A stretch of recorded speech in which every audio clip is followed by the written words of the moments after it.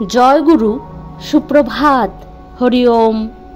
ওম অখণ্ড সংহিতা বা অখণ্ড মণ্ডলেশ্বর শ্রী শ্রীমৎ স্বামী স্বরূপানন্দ পরমহংসদেবের অমৃতময় উপদেশবাণী, নবম খণ্ড। সংযম কাহাকে বলে? তোমার সুযোগ আছে, তবু তুমি কোনো একটা আসক্তির বস্তুকে গ্রহণ করছো না। প্রাণপণ যত্নে নিজেকে সেই আসক্তির বস্তু থেকে দূরে রাখছ। এর নাম সংযম।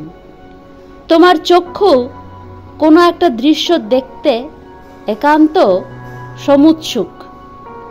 তুমি জানো যে চক্ষুকে স্বেচ্ছাচারে চলতে দিলে কেউ তোমাকে বাধা দেবার নেই, কিন্তু এতে তোমার দেহের বা মনের অধঃপতন হতে পারে। তাই তুমি স্বেচ্ছায় চক্ষুকে শাসন করে ফিরিয়ে নিয়ে এলে। এর নাম সংযম।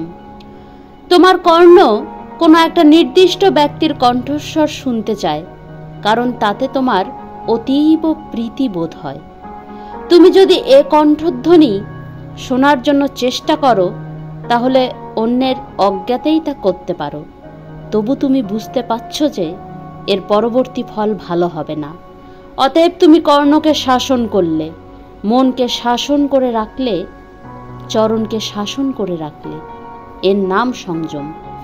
এইভাবে তোমার প্রত্যেকটি ইন্দ্রিয় কখনো না কখনো কোনো জিনিস বা ব্যক্তির জন্য ব্যাকুলতা অনুভব করতে পারে, কিন্তু তুমি তাকে শাসন করে রাখলে, যথেচ্ছাচারী হতে দিলে না।